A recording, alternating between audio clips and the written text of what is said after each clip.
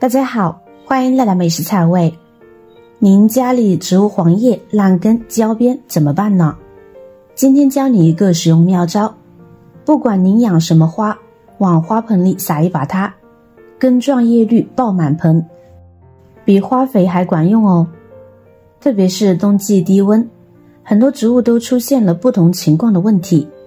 但是很多花友反映了最主要的一个问题呢，就是黄叶，还有一个就是烂根，还有就是枯萎等等这些，包括死苗啊。其实呢，面对这些问题的时候，我们是不需要去网上买那些什么一喷绿啊，或者是那些特殊的药物的。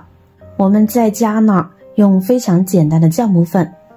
我们就可以制作一款非常简单的一喷绿的肥料。当然了，这里面呢有些细节呢，很多朋友可能不知道，今天我就给大家简单的讲解清楚。首先我们准备少许的酵母粉，倒入一个容器里边。其实酵母拿来种菜，这不仅是在国内，在国外有很多专业的农场也在用这种方法去养花，尤其是种菜用的比较多。那为什么我们在家用这种配方的时候效果不好呢？原因呢有几个。第一个，我们这个酵母呢，就是保存方法呢弄错了。很多朋友是不是什么东西开封过后呢，都喜欢丢到冰箱里面，认为这样做呢可以保鲜。但是酵母呢是不能丢到冰箱里面的，常温之下呢30至40度呢，对它也没有什么影响。当然呢，最好是保持在20度左右，这样子这个温度呢就是最好的。但是呢，千万不要把它放到冰箱里面。酵母这里面的酵母菌呢是最害怕的，就是低温低于15度了，基本上这个酵母就失去活性了，就失去了它所有的作用了。而我们的冰箱应该是随便一个冰箱呢温度都低于15度吧，所以保存方法错了，这样制作出来的肥料呢肯定不行了。除了酵母，这里边呢还用到了红糖。这里还是有讲究的，不是什么糖都随便用，用些家里比较容易找到的糖，白砂糖啊，或者是冰糖。但是用完之后呢，喷植物之后却一点效果都没有，这是因为我们使用的应该是红糖，营养才是最好的。红糖里面有大量的中微量元素，对于植物的生长来说呢，是非常关键的一个事情。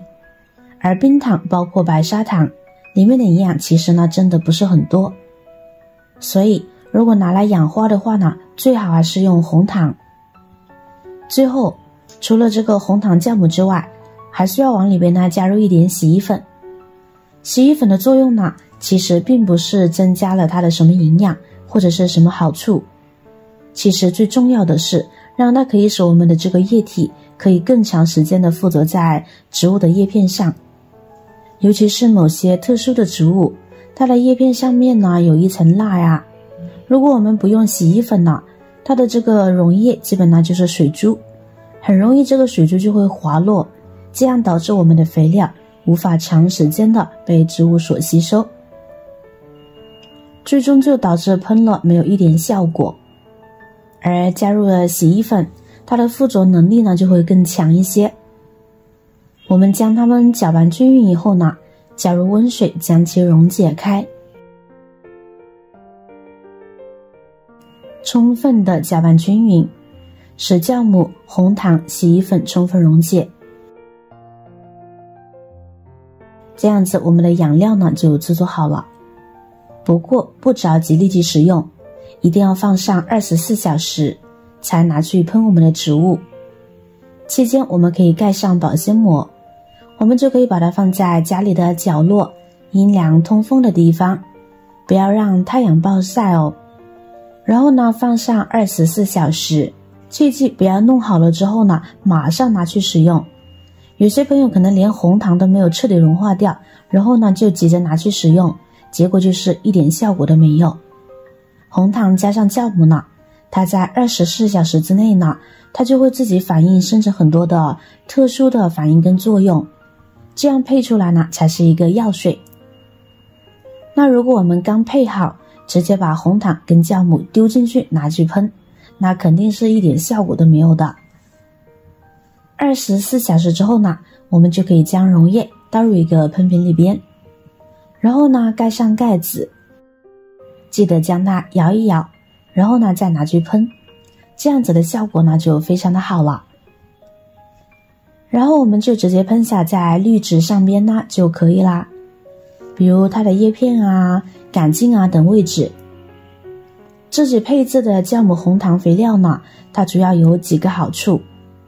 第一个就是针对那些植物黄叶，其实这个黄叶呢主要是营养不良导致的，而这里面最容易缺乏的就是中微量元素，尤其是铁元素。而红糖里面含有大量的铁元素的，所以用这个东西呢喷到植物叶片上呢，很多时候呢是作为中微量元素的，这是第一个。第二个呢，由于我们这里面呢加了洗衣粉，还有呢就是酵母，所以呢我们这个溶液配置出来呢是酸性的。这种酸性的物质喷到叶片、根茎等位置后呢，一些植物虫害呢就不敢靠近了，也就是有一个驱虫的作用。因为昆虫的构造，尤其是红蜘蛛上面，或者是其他的那个靠皮肤呼吸的昆虫，当它的皮肤沾染了这个粘液以后，就不能呼吸，从而窒息而亡，这个效果非常好。当然了，除了喷洒之外，配红糖酵母溶液，它如果倒到花盆里面呢，倒到土壤里面，也可以起到非常好的改良土壤的作用，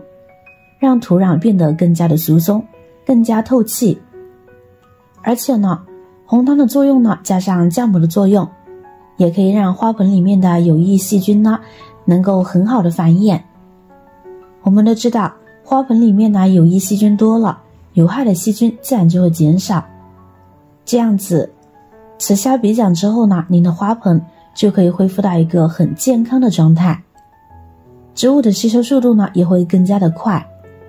土壤呢也就减少了很多板结啊，或者是盐碱化呀，甚至可以直接把这个盐碱化了，里面的盐呢给植物有效的吸收。所以呢，定时的使用这个红糖酵母水，您会发现养花尤其是种菜的效果呢是非常好的。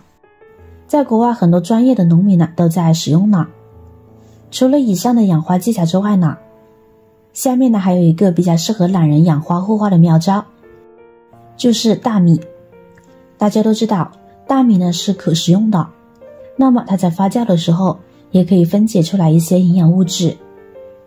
我们可以把大米啊放在绿植的旁边，等它发酵后呢，就可以变成花草的养料了。如果您家里正好有了受潮的大米，就可以直接利用起来了。